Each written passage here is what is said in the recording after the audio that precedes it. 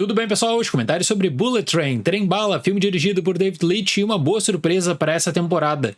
Lançamento da Sony, a empresa já dava indícios que tinha muita confiança no projeto e montou um plano estratégico para lançamento mundial nessa primeira semana de agosto, o que é cada vez mais raro no caso de um filme que não está vinculado diretamente numa franquia. Temos aqui uma adaptação do livro homônimo escrito por Kotaro Isaka, de grande sucesso de vendas no Japão, que por causa justamente do filme acabou sendo traduzido para outras línguas e entrando em outros mercados, como no Brasil. Infelizmente eu não li a obra base, então eu não posso falar sobre o processo de adaptação, mas o autor já deu várias entrevistas declarando que ele gostou muito do filme e ele defendeu também os produtores de várias críticas que eles estão recebendo, especialmente nessas últimas semanas, como se Bullet Train fosse mais um exemplo do embranquecimento da indústria de Hollywood. Nesse caso, o autor diz que apesar da história se passar no Japão com personagens japoneses, o contexto não interessa muito para a adaptação porque todos os personagens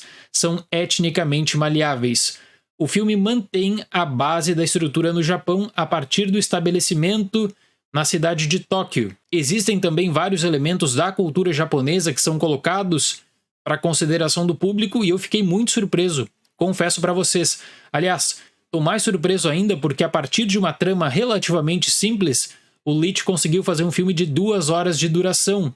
E olha, a obra base tem mais de 450 páginas. Mesmo assim, existem muitas coisas que poderiam dar muito errado em Trem Bala, desde escolhas do elenco até o ritmo frenético e de muita energia também pro desenvolvimento.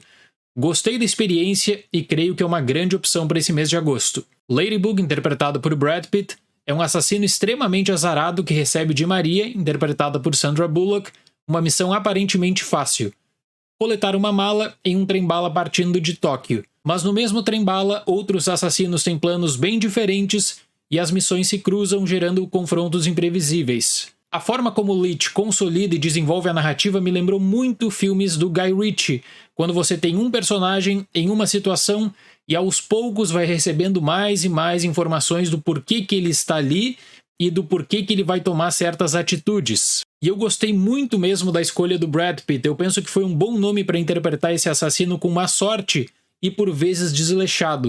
Assim como em outras produções, o diretor investe muito na ação e comédia. Isso gera bons momentos até mesmo para colocar o pé no freio em algumas situações, dado o ritmo acelerado. Nessas tramas que misturam ação e comédia, como é o caso de Trem Bala, existe uma opção que ela é recorrente: estabelecer um confronto e adicionar uma interferência externa de uma pessoa que não tem nada a ver. Eu gostei de como isso é formulado porque apesar dos flashbacks que são importantes para justificar decisões tomadas, como eu disse, você tem aqui toda a narrativa voltada para um espaço fechado, para o trem-bala, que é determinante e também importante para a ação. E o que torna a experiência interessante é justamente o fato de que todos os personagens do elenco de apoio acabam tendo lembranças que ampliam o risco envolvido. O meu destaque é para a dupla de assassinos interpretada por Brian Henry e Aaron Taylor Johnson, que consegue misturar perfeitamente a ação com o bom humor. Um outro fator bacana é que o diretor ele estimula o público a tirar conclusões prévias que acabam sendo modificadas no desenrolar da narrativa com participações surpresas. E nós temos algumas bem relevantes em Trem Bala. O Leitch já tem muita experiência na ação, ele vem consolidando seu nome na indústria do cinema, nesse gênero, e o destaque todo é para a coreografia. Isso chama muita atenção mesmo. O diretor naturalmente direciona o foco para um objeto ou mesmo para uma característica de personalidade que com certeza vai ser determinante no final. E eu respeito bastante a decisão de pensar nesse filme visando entregar a melhor experiência de ação para o público, deixando para depois qualquer discussão sobre franquia e sequência. É legal ver como o Brad Pitt ele acaba interagindo com um leque impressionante de personagens dentro do Trem Bala, cada personagem com a sua própria característica, com o seu próprio objetivo, e aí as missões acabam se cruzando. Eu sentia falta dessa experiência de adrenalina no cinema, eu sentia muita falta dessa energia também, como o Trem Bala tem. É óbvio, no entanto, que não estamos falando de um filme revolucionário em técnicas, recursos, se destaca na coreografia e na implementação da cena de ação nesse contexto do Trem Bala.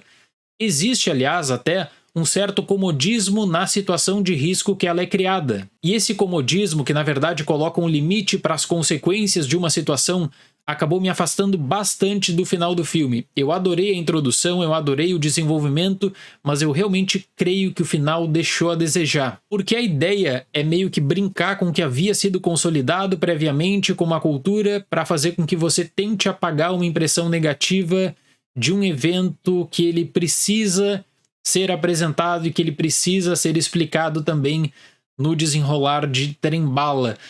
Faltou, quem sabe, um polimento maior na história. Então todo o desenvolvimento positivo, frenético e energético perde um pouco de brilho no final com o tipo de resolução básica que rompe com esse estilo que acabou me agradando. E existe uma questão interessante que eu tenho que mencionar aqui, que o David Leitch tem um longo histórico com o Brad Pitt. O David Leitch foi dublê do Brad por muitos anos. Então existe essa amizade e isso eu acredito que é aproveitado pro próprio filme também. Quando o Brad ele acaba fazendo graça com o seu próprio personagem, ele se torna também parte da piada para um gancho posterior. Trem-Bala, portanto, tem acertos e erros, mas eu coloco como destaque a forma como a história é pensada e desenvolvida dentro do Trem-Bala e como o diretor aproveita os flashbacks para consolidar também esse grande leque de personagens. Até por isso algumas situações não são tão bem resolvidas, o que acaba sendo estranho para um filme de 2 horas de duração, mas eu me diverti bastante e é uma grande opção para assistir no cinema. Para Trem-Bala eu dou nota 7. Eu sempre falo aqui no canal que atualmente eu estou tentando evitar de assistir os trailers, e eu fui buscar depois os trailers lançados já de Trem-Bala até para colocar algumas imagens aqui no vídeo. E olha, eles entregam muita coisa da narrativa no trailer. É mais um exemplo, é um mal do cinema contemporâneo, tudo bem, mas aqui foi bem exagerado. E o material de divulgação desse filme, apesar de entender que precisa despertar a curiosidade do público, apesar de entender que precisa convencer com que você vá assistir no cinema, ele pode atrapalhar a tua experiência também, porque tem cenas marcantes que você acaba procurando durante o filme, eu acredito, o posicionamento na trama. Certo, pessoal? Muito obrigado pela atenção, até o próximo vídeo e tchau!